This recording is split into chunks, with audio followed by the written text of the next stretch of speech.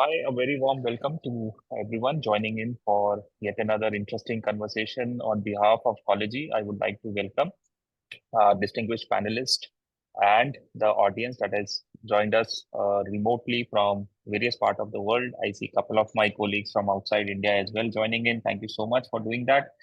Whichever part of the world you are in, I mean, we are bound together by our passion for education, our passion for our students, and just to collaborate and understand from our own experiences how we are dealing with some of the questions that are presented to us each and every day as part of our work. I'm very, very happy. For the last almost 10 weeks now, I have been hosting these conversations around career counseling, profile building, experiential learning, hands-on learning. And I mean, it's been a journey for me also to have these weekly webinars and conversations. I have learned more than what I have been able to give back. So that's always a good thing. I look forward to uh, the conversation we are having today also. I have with me a very distinguished panel of four leading career counselors from across India.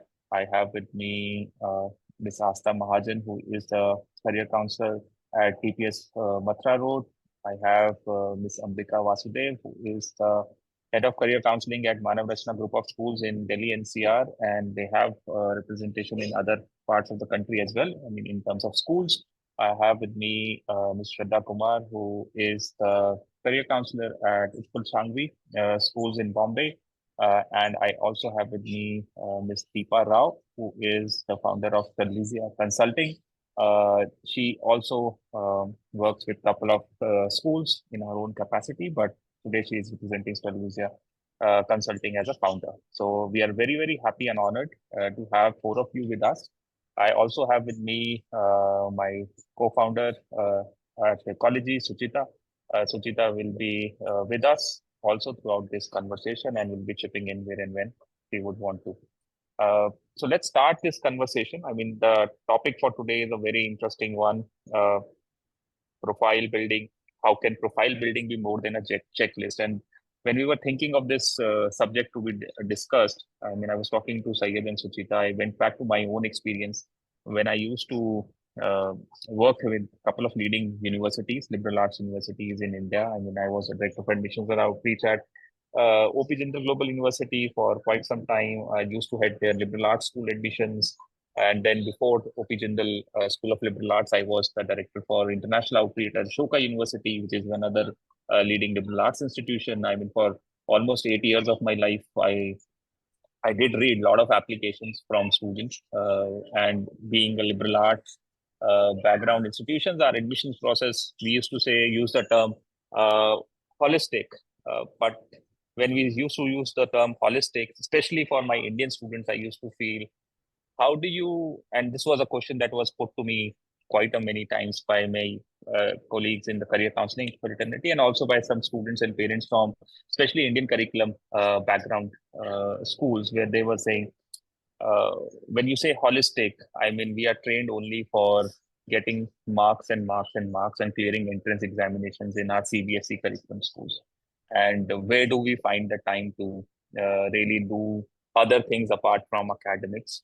But I also found over the years that there was a growing interest for in some progressive schools to work towards helping students find out more than just academics. And as Suchita said, we ecology, they call it profile build. Don't call it profile building; they call it experiential learning. I think similarly in the more progressive schools in this country, this term started taking traction. Also, experiential learning, hands-on learning, and if I see my journey over the last decade in admissions outreach and all this work that I have been doing, I think today hands-on experiential learning, profile building are words which are used quite frequently by our community. And they're used not only for international universities now, with more and more private uh, world-class universities being set up here in India. They also are now giving growing importance to what we say holistic profile of a student. But it's still a challenge. I mean, it's still early days for our students in and schools to understand what is profile building, what constitutes uh, the process for profile building itself is so so vague. I mean, just to use the term myself, how do you start doing profile building for a student? What is the right age? Uh, how can a high school counselor help students identify the areas? I mean, there are a lot of questions. We'll take them one by one today. I will start with my four distinguished panelists, and first by taking their initial remarks on the topic that we have today. Let's start with if we can go with Shraddha, if you can just give brief opening remarks from your side on this topic, and then we will deep dive at a later stage. Sure. Good evening, everyone, and thank you so much, Ankur and Suchita and everyone at Collegy for having us here today. So, this topic is really close to my heart also because I think so much has been spoken about profile building and its importance, and yet I think we can't stress on it enough. It's just like Ankur very correctly pointed out, gone are the days when universities just used to look at your, academic scores or your GPA, and that would be it. I mean, we have so many students who are now getting unrealistically extraordinary marks. Everyone's scoring in their 90s and things like that. And so, of course, for the universities, it is a huge, huge challenge. And then I always tell my students, I said, it's you may have the best scores, you may come up like, because we're predominantly a Cambridge board school. So I said, you're not the only one having A stars across all your subjects, and there's going to be so many students just like you. So when you apply at a university, what's going to set you apart? And it's going to be all that you've done beyond academics also. And so I think the earlier they begin at our school, we typically start guiding them on profile building right from grade 8, when we get them to start doing a whole lot of activities and things like that, just to start thinking about what they want to do. Of course, that's very, very young. I know a lot of them don't even know what they want to do at that age, but still at least start thinking about what you can do to diversify your profile. So grade 8, grade 9 is typically when we begin at our school. And thank you, Shraddha. And yours is just to give a brief introduction for your school. You're a school in Bombay, and you're a CBSE school, or you're a Cambridge school, if you can just We're Cambridge share in A level. Yeah. Cambridge and A level school. Perfect. But Thank you so much, that Shraddha. we do, Yeah. yeah, having said that, we do have a lot of students who do stay back in India. So, Mm-hmm. for everyone now, I mean, it's not only universities abroad, but also a lot of universities in India are, all the new age universities, they are looking at admissions just like universities abroad did. And they are looking at a lot more holistic uh, picture of a child, rather than, just academic scores. So, And they are very competitive. I mean, you're right. In Indian university space, I mean, I work with, right now, I'm also consulting with a very good university called Masters Union in Gurgaon, and they are also following holistic admissions.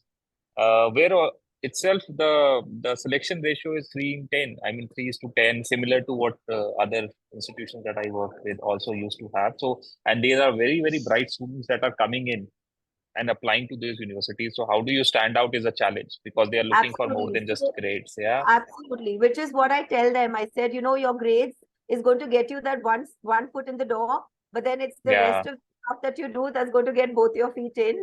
So it's extremely important. Yeah, I agree with you. But there is a flip side to it. Also, with students say that now it is becoming even more competitive to get in. It's just not only academics. Now they want more than academics. They want more of holistic profile, and it just becomes. That's my next question. Probably we'll come to that in a bit. But how do you find the time to balance academics and profile building and all that? We'll come to that. Thank you so much, Shraddha, for the initial remarks. And then let's go to Asta. Asta, your initial remarks on this subject. Yeah, I believe Shraddha pointed out really well in a really well manner that one should start early. Like she said, we encourage students to start in grade 8 because they are very young, they're more energetic, and they can explore. So profile is not just about showcasing your talents and how much you're involved in co-curricular activities. I think profile talks about your ambitions, your purpose in life at large, and it talks about your overall personality.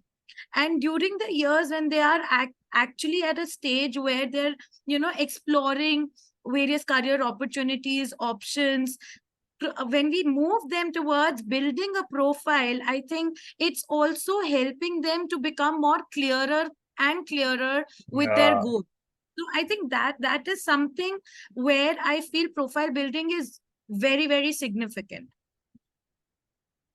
helping them, yeah, to clear their goals, but Clarity. then, Yeah. yeah, clarity in what they want to achieve and starting young. I mean, both of you mentioned grade 8 as the starting point.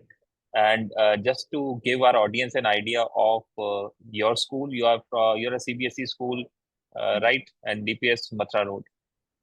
So that's Asta works with them, and I think what she has mentioned, she resonated with what Shraddha said in terms of starting early. But I think the another element that she brought in is doing profile building to get them clarity. I mean, that's a very big topic in itself. How do you give clarity to students in what it exactly is it that they should be doing in their university learning space? But we'll Also, come to that also question. just want to add on to what you Yeah. said after Shraddha, that, it's not just about, co-curricular achievements or academic achievements. So finding a balance for a CBSE student when there is a lot of academic pressure, doing things simultaneously to build their profile is also challenging. But it's worth Boy, the challenge.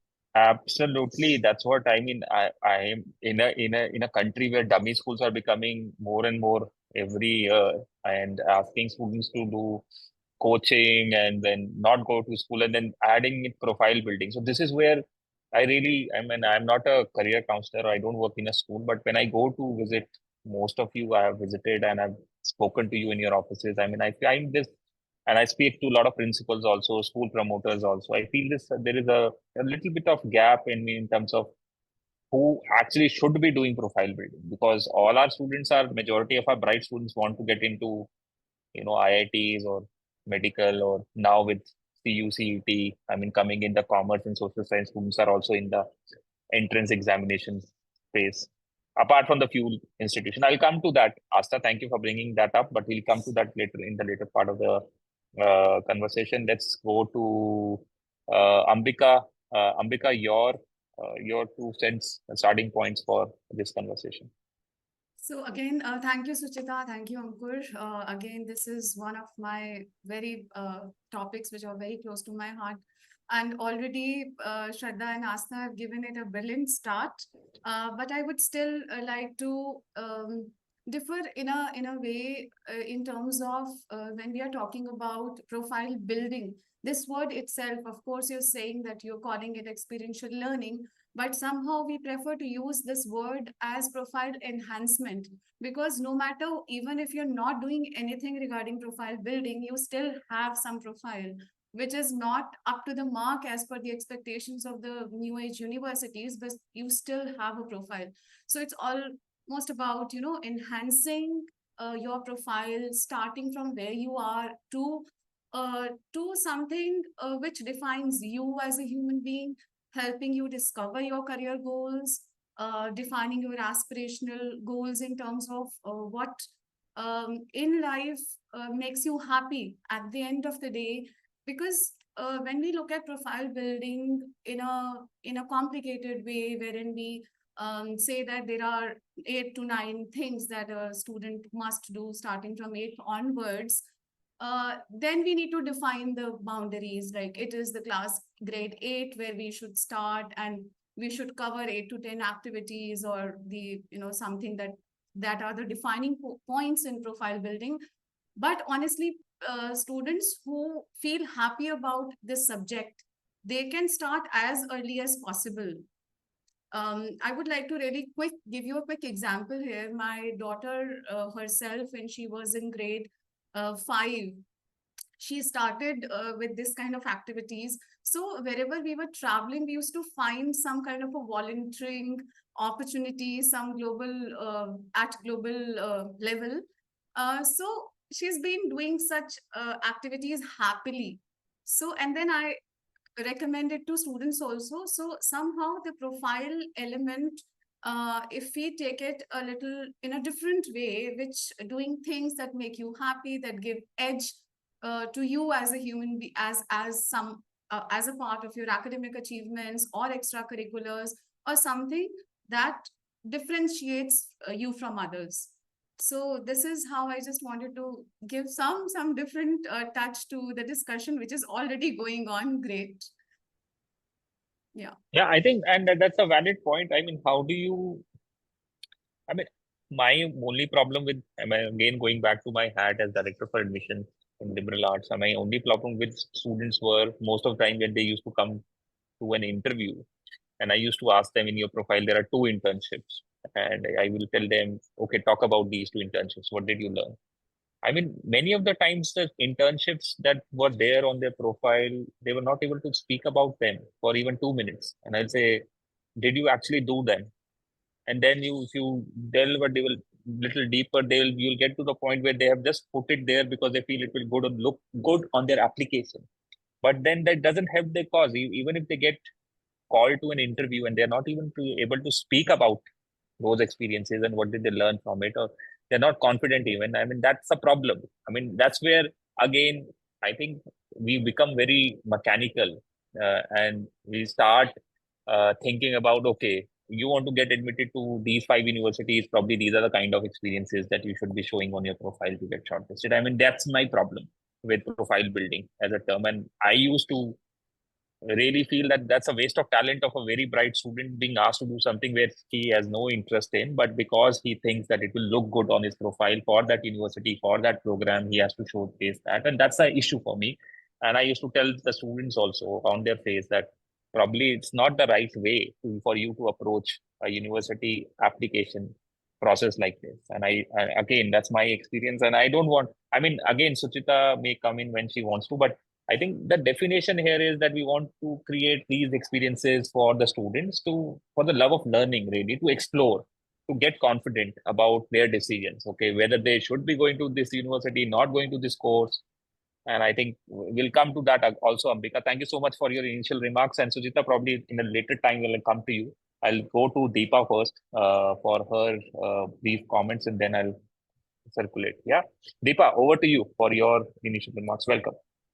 Yeah, thank you. Thank you for inviting us. And this is, of course, I mean, I could just see how passionate all the other panelists are about this topic. And so am I. It is a passion project for me because end of the day, when we talk about profile building, it never really stops.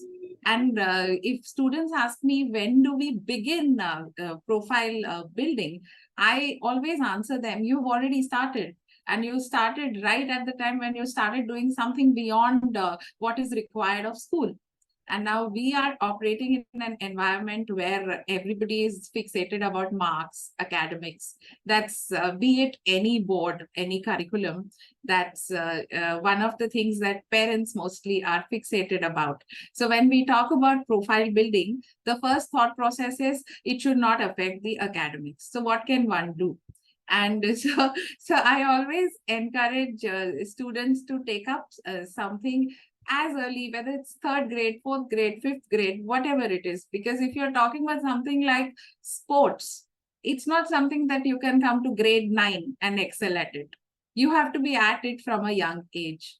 And there is a lot of your personality which gets shaped through something as simple as sports, even if you're just a just the substitute player, but you are out there waiting for your turn to play. You are carrying water for your team when they need it. So there's so many skills that the child is developing.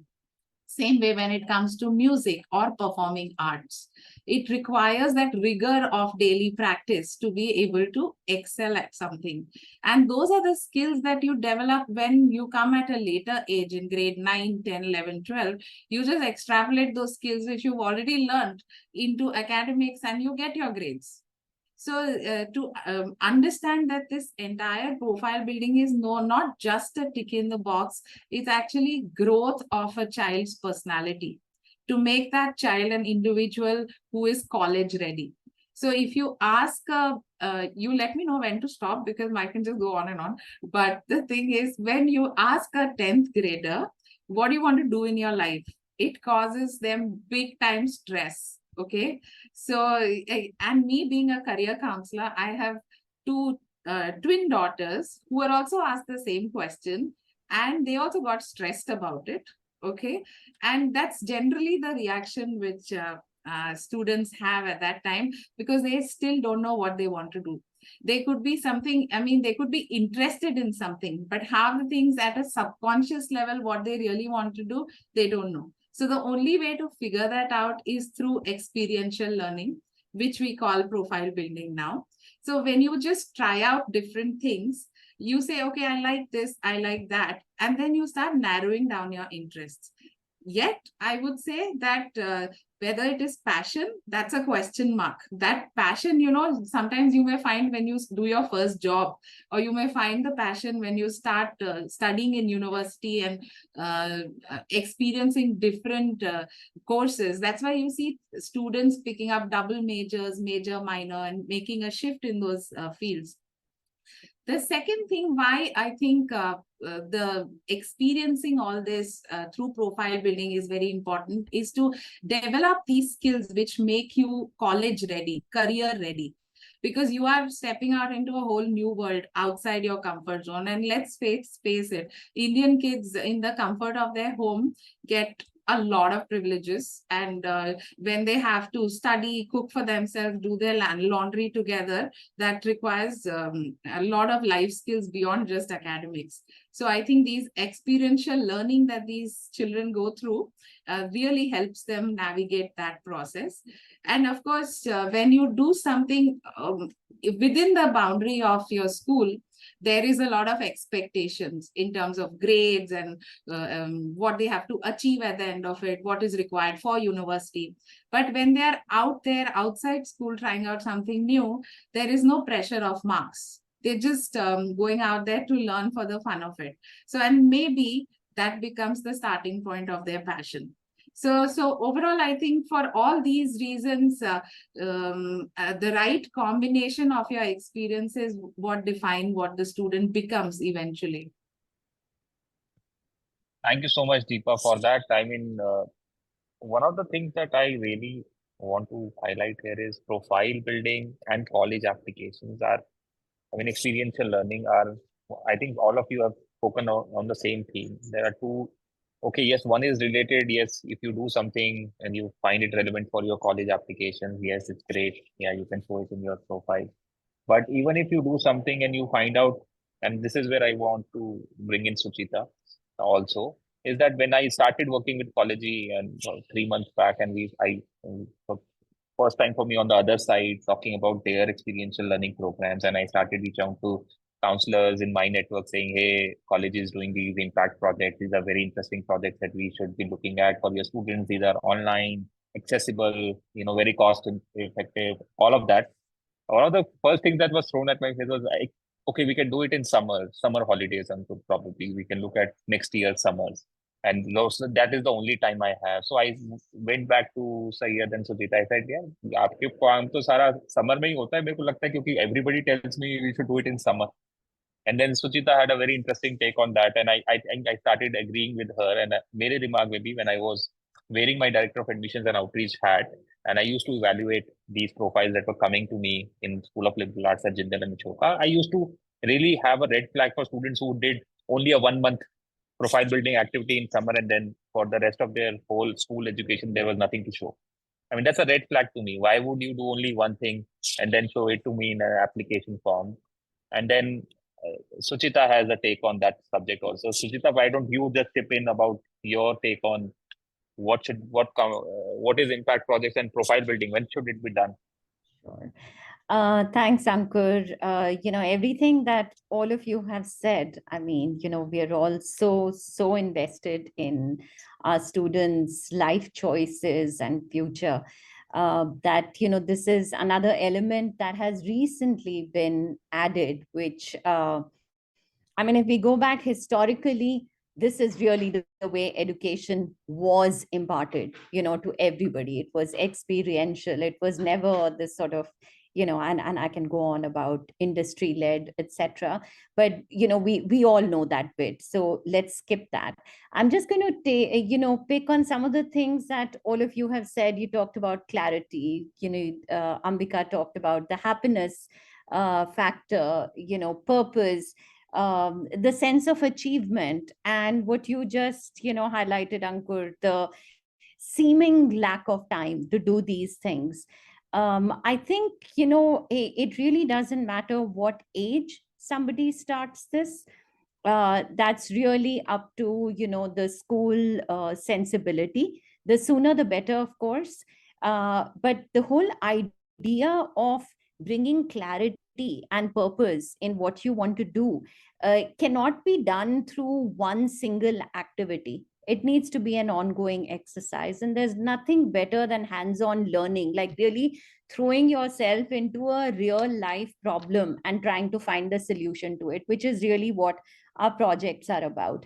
The minute you talk about purpose and happiness, the reason we bring that in also is because and I'm sure everyone's heard the concept of ikigai, and this current generation is one that has to, because of the way it has, because of the way our lives have evolved, because of the lifestyles we have given our children, because of the lack of stepping out of their comfort zone that has happened over the last few decades. Because of that, it is so important for students to not just look at profile building as a tick, but to look at it as validating their choices through some, real life problem solving, which is where these projects of ours come in.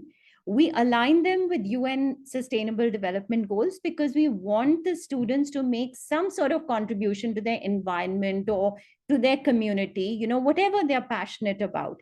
They could be passionate about photography, but that doesn't mean that they cannot contribute to their environment. They could be passionate about music or, robotics. There is still a way to contribute to your community through any of these interest areas. And the way we bring that ikigai factor in is that really, try out what you're interested in, figure out if you're truly happy doing it, how are you contributing to the world through this, and at the end of the day, what can bring money, on the table so that you can put food on your table. It's a fact of life. We cannot ignore this fact of life. So at the end of the day, what is it that you can do that somehow matches all of these things? And to bring that clarity in, they need to do these, like I said, these real world projects.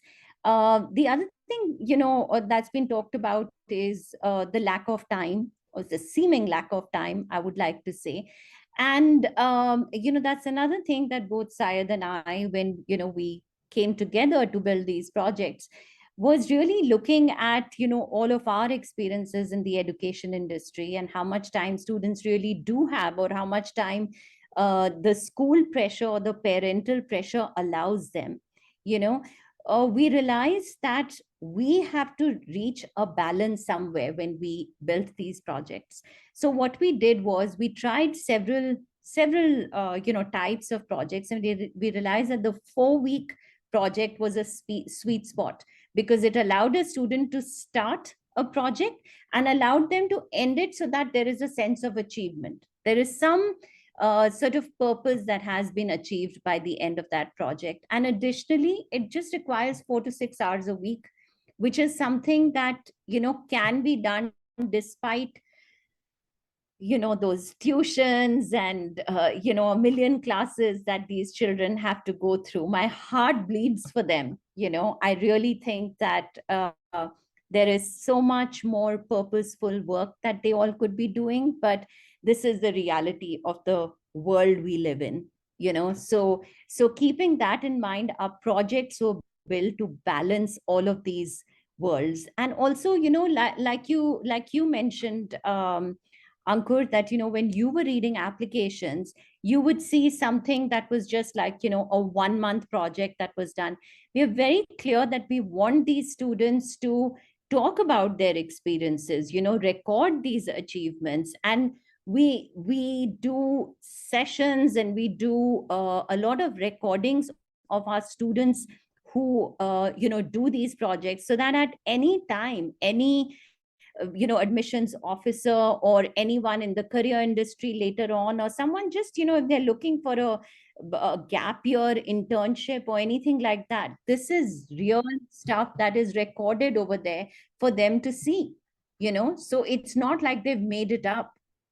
You can actually see that they've done this, because there is a real live sort of recording of what the student has done and achieved through all of this. So yeah, we just want to come together with everybody, and as Asta said earlier in the thing, that it's it's not limited to just profile building for college. It's about just getting ready for a really, really uncertain future. And, there are some life skills, as Deepa was mentioning, there are life skills they need to learn. There is so much. I mean, kids doing a project together, they learn how to deal with disagreement. That's one of the first things we talk about, collaboration and conflict resolution. But oh my God, the amount they can disagree, that is a learning in itself. There are so many things that come together when students can really get to do real world experiential learning. So yeah, Ankur, I don't know how much of your question I've answered, but I can go on and on. So I'll just keep quiet now. No, no, no. I mean that is the whole purpose of this conversation. I mean, having these takes from everyone working in this space on how do they perceive, hands-on experiential profile building, whatever we want to call it. I think one thing that all of us agree on is that the kids should start early, and it should be more. I mean, I agree with you, Suchita. I mean, we don't live in a ideal world where we everything can be done for the love of learning, probably because we have limited time, and kids and parents have their own pressures. That what happens around them also plays a very important role on what kind of activities they involve themselves in. Resources are limited, be it time, money. So everybody is looking for maximum ROI on whatever they are spending on. I mean, this was a term that was used very frequently when I was in the university space. What is the ROI if I do this course? One of the things that they were very ROI for university is jobs for kids. I mean, that is where we used to start. But now let's get a little bit deeper with each of our four panelists. And let's talk about how each of them helps students identify their passion projects or experiential learning projects. I mean, how do they go about? I mean, all of them agreed that we should start early. So many of them mentioned grade 8. I mean, Shraddha mentioned grade 8 is their starting point. I mean, so how do you, Shraddha, probably if you can take a couple of minutes to talk about how do you, when a student enters grade 8 or whatever grade it is, that you start helping them identifying the kind of experiential learning projects that they should be involving themselves in. So just an approach that you have for your students. So yeah, before I answer your question, I have to also just mention that I agree with Suchita about, and I think I appreciate the fact that they have these short projects, so 4 weeks or 1 month or whatever. That's a good thing, because also I think everyone would agree that we're all living in the age of instant gratification, and everyone just wants things to get done like this. So it really does help when students see the end of something and the culmination of something, because then that just makes it more concrete for them, and they need to sort of see whatever they've done, see it through and get that done with. So that's a good thing. Also, so when students come to us, again, this is really the topic that you picked out for today. Talking about profile building is not just a checklist, or is it a checklist or something to do with that. I think that's also a very, very valid point, because we have parents and students coming in who are on both ends of the spectrum. We have one lot that's completely clueless about what they want to do or what profile building even is, and we have to really tell them, okay, start thinking about what you want to do, start having a few extracurriculars in your kitty, start doing this, start doing that. And then on the other extreme, there's also this lot that literally comes in with a checklist and say, okay, now I've done my community service, I've done this, I've done that.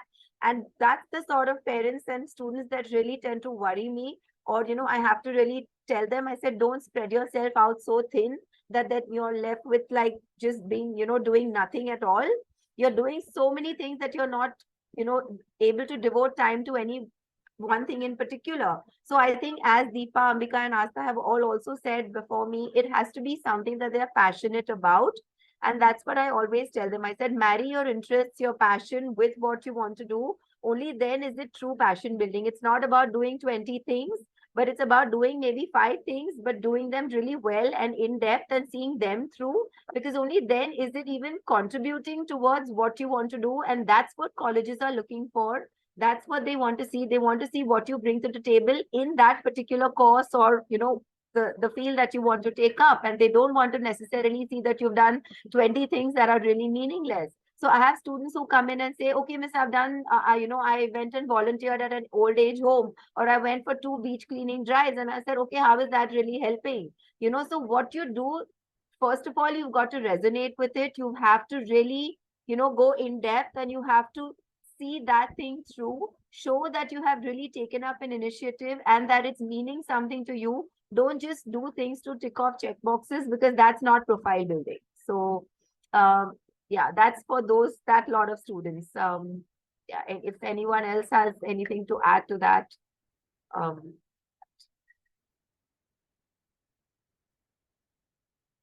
I'm sorry, was my voice cracking? I just saw someone.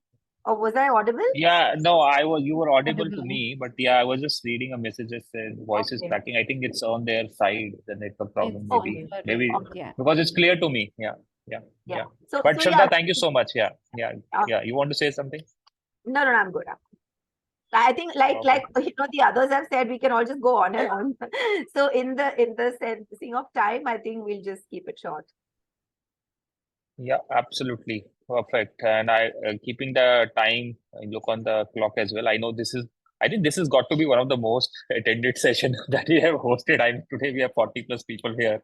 And I think lot of our senior colleagues are also here from across the spectrum. So I know a lot of us have a lot of things to say about this, and I would like to involve the audience as well. But before I go there, I would like to close the loop with the other three panelists that are here. So I'll go back to Astha, and Astha, same question to you as I asked Shraddha. I mean, what is when you say when you start early in your school? I mean, how do you help your students identify the kind of things that they should be involving themselves, or you don't do it? I mean, just a brief of your approach towards helping students. Absolutely, Ankur. So I'll share few of my experiences with my students while they were in the process of building their profile. So it was not like something that we planned intentionally. Some of my brightest kids who made it into really good universities because they had a very, very good profile, very, very strong profile, I feel. And that was, that I'll take up one case. Like while Suchita was also mentioning how it should be more of experiential learning is what we are emphasizing again and again today. And I would like to mention this case because while she was talking, I was constantly, being reminded of this one particular student who I knew from the starting, from ninth grade onwards, was making an effort to have a very strong profile because he wanted to make it to Ivy Leagues. That was his dream. And how we happened to have a conversation, because he used to come and I said, listen, I need your help. I am organizing a book donation drive in school for my economically weaker students, and if you can help me reach out to some students who would like to donate some books for these students. And he said, ma'am, I will surely do it, and I will donate my books. I said, but you're a science student, I need books from other streams. So he said, let me think of it. And the next day he comes back and says, ma'am, I have an idea. Why don't we have an icon for this book donation on the school website? And why don't we have a venue also fixed where students can go and really organize this and, have it in the library, have it, stack it in the library? And the way beautifully he came up with a presentation of the whole idea, I felt this was really nice. And I took him to the management, and the management really liked it, and he actually made that into a project which really worked. It was a very, very successful project, and that got added automatically into his profile. It was something which was not planned but became a part of his profile. And it talked about his passion to serve the community, serve the society, and how much he learned through the whole experience of doing this project was amazing. Amazing. Similarly, I had a student who made it to a public university in US, who whose dad who had was already into a family business, where they had food joints, and he was really intrigued by the idea of people, why people, with this question, why people tend to waste so much of food. And he came up with a project of how we can reduce wastage of food, and how it got added to his profile, and he got a scholarship and made it to one of a very good university in the US. So I think profile building is actually an experiential process. I think we can only encourage this with students taking up these projects with our day-to-day conversations, motivating them, supporting them in every way possible. Also talking to the parents that, if your child is really passionate about something, I think you should support him or her, and help him or her not to take pressure, not to take that stress, but somewhere balance it out, and find ways where the student can be helped in striking that balance. I think that is very important when we counsel parents, in terms of also having that sense of being there with their children when they are in this whole process of balancing between co-curricular, academics, research projects, and so forth. I think that is something that I really, have experienced in my journey as a counselor. So I thought I'll bring this up today. Oh, and absolutely. I mean, this is where this is a very valid point. And when we talk to each other also, even as not only students, even as professionals, I think when we talk about our ROI in terms of our work, we look at, what is our income and what is the money that we earn at the end of the month. It becomes so money is a byproduct of the value that we add to the society. Similarly, for students, is the maybe the university admit will be a byproduct of what you do throughout your school life, or but if you take, okay, if I do this, probably I'll help me get in that university. And I'm also a little bit on the spiritual side. So when you read Gita, it says karam kar phal ki ichha mat kar, matlab karam pe dhyan diya karo. I mean, for English translation, it's always about, and I have found it in my own life when I've done things for the love of it, automatically things have happened that probably I wanted them to happen in that way, and they have happened organically. But if when I have tried too hard for to make things happen, so those things have never materialized. So I mean that's a very valid point, Asta, and I think you are right. I mean, if we just ask our kids to take a deep breath and do what they want to do in life and explore those things, I think things will happen organically. The university, and I think that showcase in their university applications also, that they have done something not for the sake of just doing it, but for the real love of learning something new. Perfect. So I'll go. Thank you so much for bringing that in, Asta. Really good points. Deepa, I want to bring you in, and then Ambika, and then we can go for audience Q&A.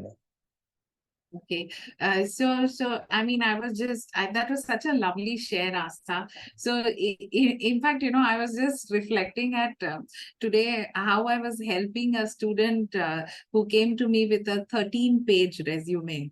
Okay, so to try to talk her into, yes, we need to restrict it to 2 pages, because this is not all that the university they've got other stuff to look at beyond your resume. So but just to, in the same lines, I would like to share the story of one of my students who comes from, and the reason today I'm here as an IEC, in the capacity of an IEC, because as an IEC I've had the fortune of counseling students across boards, whether it is IB, A levels, a state board, or an ICSE, ISC, or a CBSE. So there are certain benefits of studying in an international curriculum, because you have a lot of things built into it.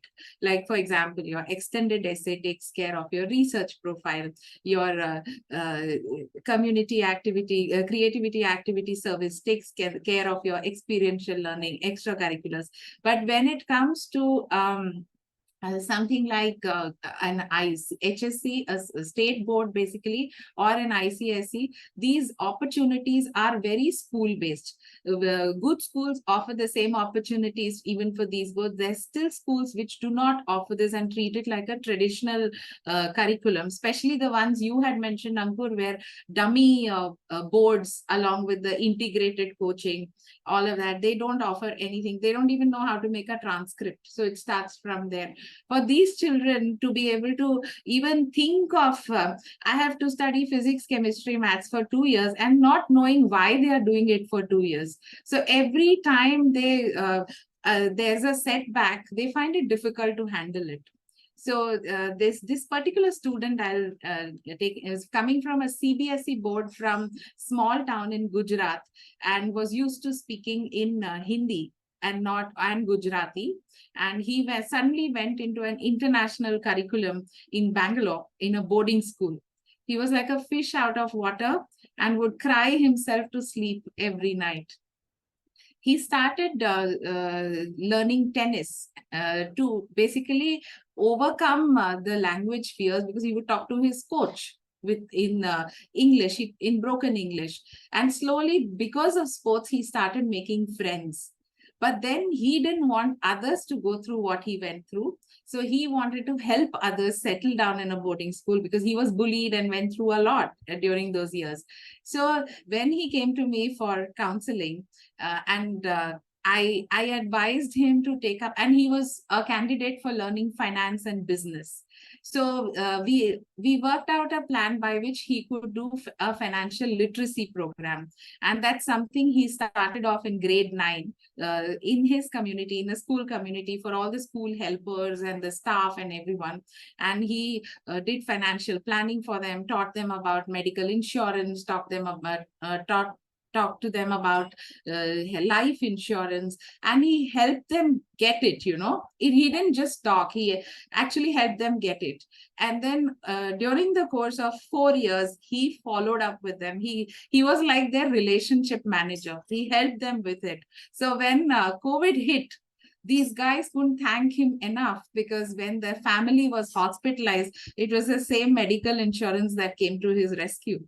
And this was his Common App essay, which was purely filled out of passion. So, and he's today studying in Kelly Business School, Indiana University, Bloomington. And I feel so proud to see him so successful. Amazing, amazing. I mean, that's such an inspiring story. Thank you so much again.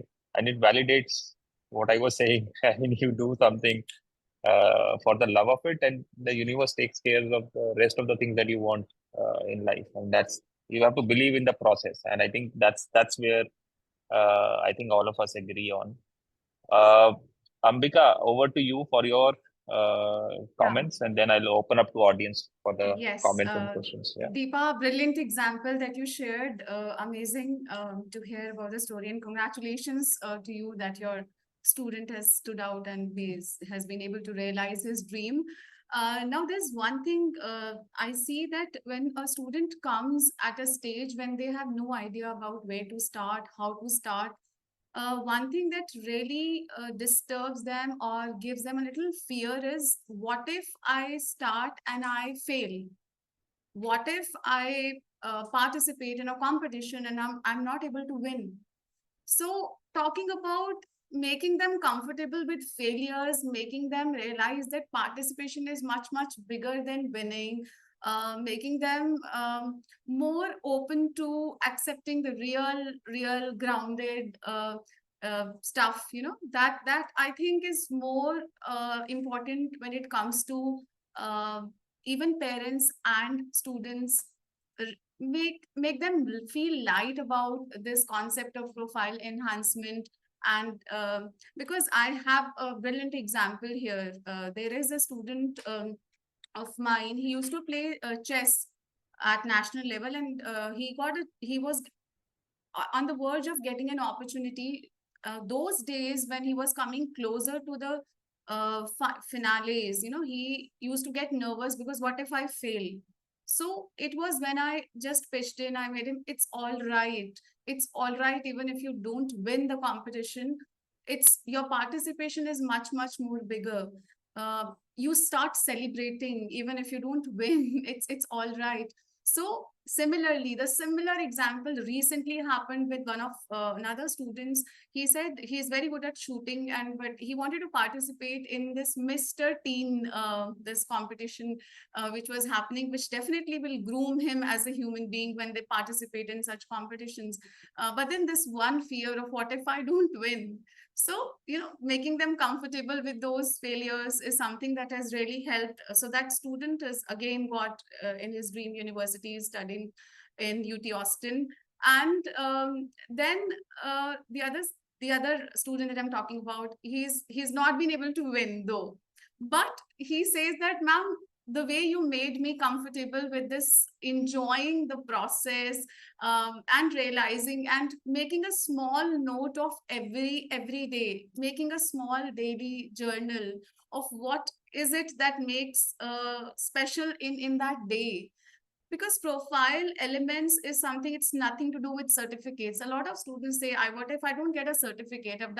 I've been donating on every birthday of mine. I've been doing some small things, but I don't have a certificate. So making them realize that no one is going to ask them about anything that is an evidence of what they have experienced. It's all about what they are, what they have learned, how they have evolved as a human being as a part of the various activities, whether it is book authoring, whether it is research, analytics, internships, projects, research, whatever. So it's all about evolving and growing as a human being, and participation is much, much bigger than winning, is what I've been making children comfortable with, that I think really helps with this idea of making this profile building or a profile enhancement a more happier version of what generally is pretended by students and parents. Thank you. Also, if I can just add a quick thing here, Go ahead. I completely resonate with what Ambika said, because it really teaches them very important life skills like critical thinking, or, teamwork, collaboration, things like that, which are so essential when you go out into the real world. And also, very often, while they do these activities, it's not only necessarily to tell them what they, is this the course that you want to follow? But very often it also gives them a reality check and tells them, okay, this is something that I thought was, glamorous, or thought meant XYZ, but it's completely different from what I thought. So when I have students who come and say, okay, I want to be a lawyer, and I said, is that because you enjoy watching Suits? And then they smile. It's so true, I have to tell them that, Brooklyn 999 is not what being a cop in India is, or what I mean. So it's so important that they get a feel of things while they're doing it, to also understand, okay, this is something that I really don't want to do, but I thought initially that I did. So it just helps in giving the right direction, whether to or away from, what they originally planned to do. So I think it's very, very important that they do this sort of experiential, immersive experiences. It's really, really important. Agreed. I mean, the fear of failure and just overcoming that is such a big quality to have. I mean, even not even in students, for all of us too. I mean, the pressure that we put ourselves in and not doing things because we feel probably what if we fail. I mean, there is a whole lot of literature around how to overcome the fear of failure. And if you just Google it, there are TED Talks around, and we all get into that zone. I mean, and I really took some time personally to come out of that zone and say, okay, I'll try 10 things. Maybe I'll fail at 7 and probably I'll succeed at 2, but at least I'll try and not just be there where I am. But thank you so much, Shraddha, for bringing that element also in. I mean, the stereotyping of professions by I mean, I did countless number of times people have walked up to me also being influenced by media or movies or shows and saying that, okay, this is why I want to do this because this is what I feel my life will be like if I get into that zone. And you will be amazed at the number of career decisions that have been made just because of the influence of media that our youngsters around them see. I mean, case in example is my experience with people looking to go abroad just because they think that once they are at that international location they'll drive an Audi and they would be having a multi-thousand or five-figure salary in US dollars or pounds or whatever. I mean, those are the kind of things that actually on the ground, that is how things are working. So thank you so much, my four distinguished panelists, for bringing that so many wonderful, interesting aspects to this conversation. I see Asta has a raised hand. Asta, I'll quickly come to you before, and I'll also like to invite people from the audience to raise hand and please share with us your comments or questions or whatever it is. We'd love to do that. So I see Rachna and Bhakti also raise their hands. So we'll go to Asta for your quick comment, then Rachna, and then Bhakti. So Asta ji, over to you, and then to Rachna. Thank you, Ankur. I just, wanted to also mention here that nowadays I see a lot of parents coming and talking about how to build a profile of my child, as a counselor. So I see a lot of parents, doing that work for their kids, that, my child doesn't have time because he's into so many things. He or she's into, so many courses. And you just tell me, I've prepared a rough draft, and can you just have a look at it and tell me that, is it all okay? Will he get into a good university on the basis of this profile? And I completely, shun them and tell them that, listen, I want to talk to the student. Please bring your child to me.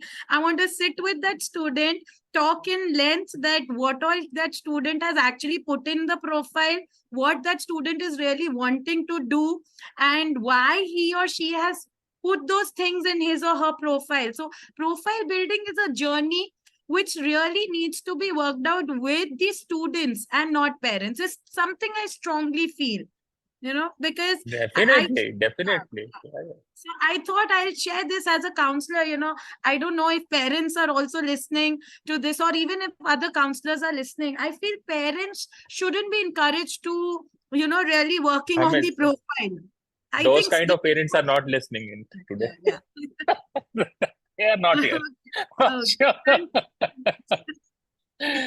Thank you, Asta, for bringing that in. I agree to this. I would so so resonate with Asta because this Rachna. happens in Dubai. Dubai is a very luxurious place and lots of money. So people buy a lot with money here. And a lot of parents do get involved in this. And I tell one thing to the parents, please do not get involved. Let the child get involved. Know the child's, you should know your child's strengths and weaknesses. If you don't know, come sit in the conversation, hear what we talk, and then you can get to know your child better then. That is the way to go forward. And then take it up only through their interest, not through your interest. Secondly, I also tell the parents that wherever your child goes, that is the child's Ivy League. Whichever school the child goes to, that is the child's Ivy League because he's thriving and doing well there. For success is where the child does really well and is successful at any university. So don't look at the ranking, please. Your child will do well at any school. The first job is only because of your name of the school. The rest is performance. If the child doesn't do well, how does it matter really? So at the end of the day, please, for heaven's sake, I tell all my parents, profile building is such a huge thing in Dubai. We have organizations who actually make profile, they mint money with profile building here in Dubai. They literally mint money with profile building. And these people run pillar to post to get involved in everything. And then the grades drop. I said, what is the point? What is the point? And only summers are used. As said, well, summers are used and not during the whole school. I said, please, try and time it well throughout the year. And in Dubai, if one parent does it, everybody will follow like a herd. It is a herd mentality. And I get fed up talking to these parents all the time, explaining that this is not what we're looking for. They want the child to know the child well. If one wrote an essay on something, the other say, even I can write an essay on this. I said, no, please don't do that. Why do you read others' essays? Your child, you need to know your child's strengths to work on the essays. It's your child's uniqueness that will get him in. It's not the essay about somebody else. But this is something I think we all need to really sit down. And I feel very strongly here that I think we need to break up and make one step in the process to say, knowing your child is the most important thing, and working through that uniqueness is important, not what ABC is doing. And that's what I see that a lot, even in India. I don't know about India, but I see that a lot in Dubai. And my heart bleeds for these kind of children. When they come back and say, not doing well, not happy, I want to change my college, want to transfer. It's sad. It is really sad. I had one student who went to Bombay and his courier man was deaf and dumb. And he actually followed him to his house, asked him where he stays, and he actually worked for that because he felt sorry for that courier. He went and created libraries for him, he got iPads for them, he educated them, and he did fabulous things for them. And he wrote in the essay, and he got into top schools. He did, but it was through his heart he did that, not because of a college application. And this is what I tell kids, that guys, I've got stories of people who've done through the heart, and we're looking for those things, not tick boxes that done this, done this, done this, done this. I had one student, I'll tell you, 33 schools he applied to. 33 schools, but behind my knowledge, 33 schools. He got into not a single Ivy. When the teachers interviewed and asked him, what was your lacking point? He said, I didn't do research. And I was like, it is not a tick box. It is your uniqueness that didn't come out strongly. You were applying to so many schools. You were doing so much activities. Obviously, you spread yourself so thin. So obviously, you didn't come out strongly in any application. What are you expecting then? And these teachers then talk to students and say, do research. I said, please don't do this. It is not a tick box. For heaven's sake, you just know one aspect of it. It's a holistic approach. Please understand. These teachers know things. They know one, but they talk about it to the whole class. It doesn't work that way. And how do I explain to teachers these things? For me, even that becomes a challenge sometimes, because every teacher wants to say, oh, I had a child, he got to this college. I'm like, take the credit, fine, but at least give the right information. So it's small thing, but they know they work on these things, which is very sad at times. That's all I wanted to say. Absolutely. Thank you. And so good. Thank you for sharing, Rachna ji. And so good to see you. It's been, I think, some time that we connected. But those of you who don't know, yeah.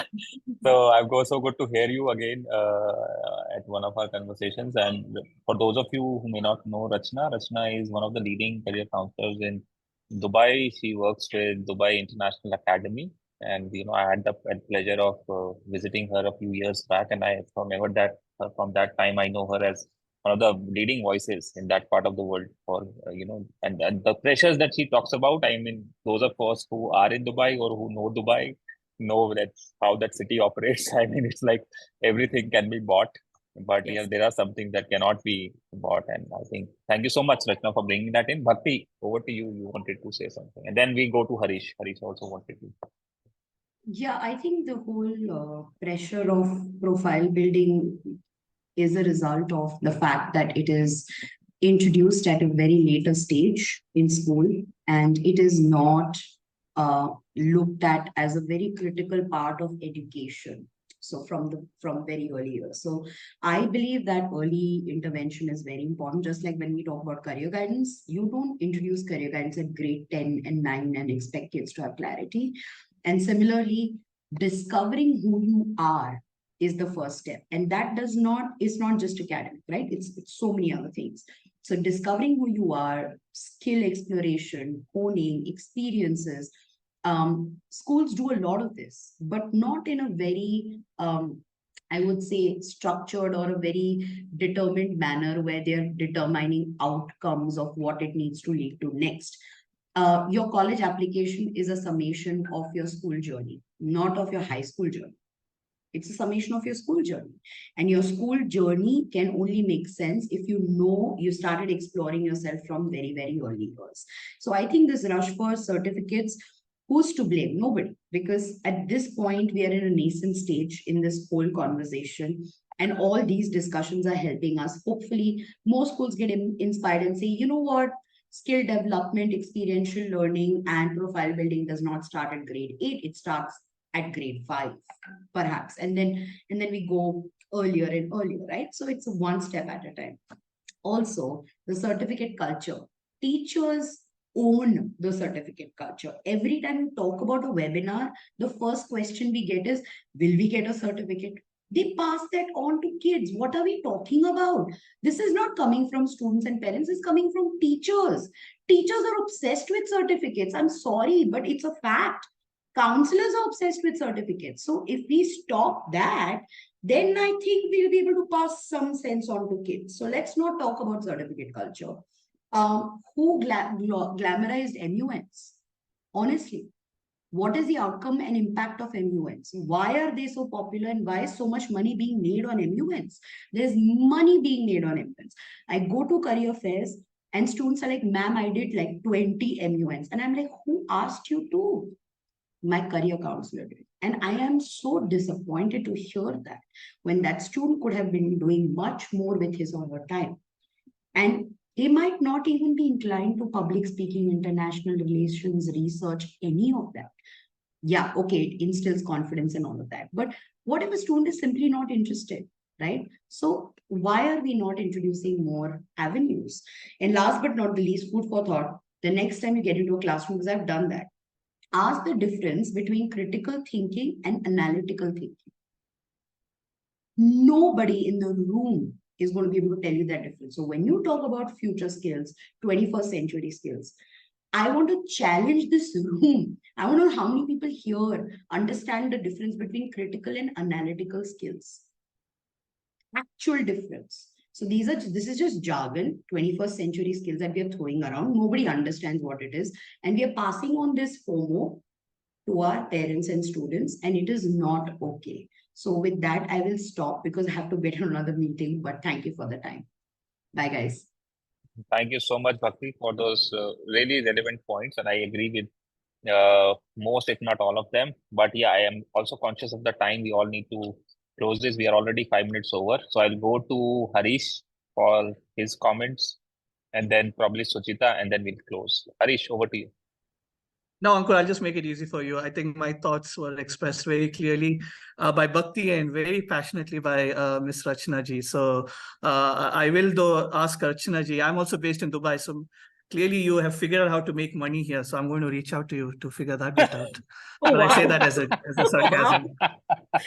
But over to you, Ankur. You gotta assume I make Mada aa money gaya. now. Let's meet for that. Then you should meet. Both of you are in Dubai. Please meet whenever you can. Absolutely. So thank you, Harish. Yeah, Suchita, final words from you on behalf of Yeah, the Abhi, conversation next that time we you should- had for college. You should plan for a 2 Yeah, hours Deepa. session, I think. Yeah, I mean that is what I have learned today. Great, Suchita, for you, Yeah, final sure. comments from you. Yeah, sure. I mean, I just loved what Bhakti had to say towards the end of it, this FOMO culture that's being thrown around, and which is why, at the beginning of the conversation, I had said that, this is not about profile building. It's about the students validating their own choices, getting some more clarity and doing this through experiences, doing this through hands-on learning, Having said that, we all realize that students are kind of doing it for their a lot of them are using it as profile building for college applications.